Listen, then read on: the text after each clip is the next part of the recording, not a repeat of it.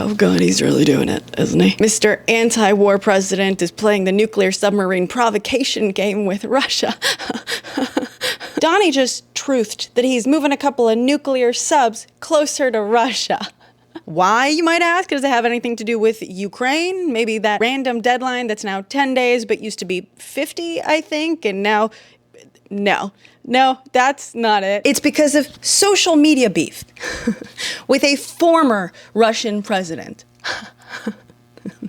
I'm not kidding. Wednesday night / Thursday morning at midnight, someone hadn't taken Trump's phone away. So of course, well into his sundowning, he did what he does best at those hours. Donnie, apparently frustrated that his latest round of sprinkler threats wasn't working. This time he threatened Russia's trading partners, which includes India, and India was like, okay. You may have heard he started dropping a whole bunch of surprise tariffs again.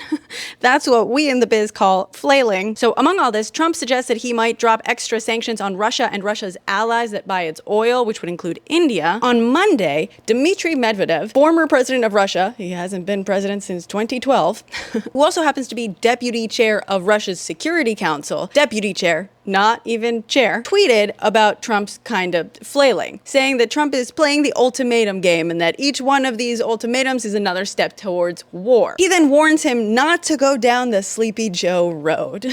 Okay. Trump doesn't take kindly to this, so a few hours after that, he says that he's going to cut the deadline down from 50 days to 10 or 12, apparently having no idea which. The next day, it says, officially 10 days from today is the deadline. Which brings us to Wednesday, when seemingly fed up with the fact that he's not getting the results he's hoping for, and I believe something else set him off, Trump, unsupervised at midnight, truths, which honestly sounds like someone who's mad that their crush is dating someone else, saying he doesn't care what India does with Russia. They can go take their economies down together for all he cares. Convincing. And then throws in a specific dig at Medvedev, calling him the failed former president of Russia who thinks he's still president. Medvedev, who is also known as a loose cannon, great, then took to Telegram and said, if some words from the former president of Russia trigger such a nervous reaction from the high and mighty president of the United States, then Russia is doing everything right and will continue to proceed along its own path.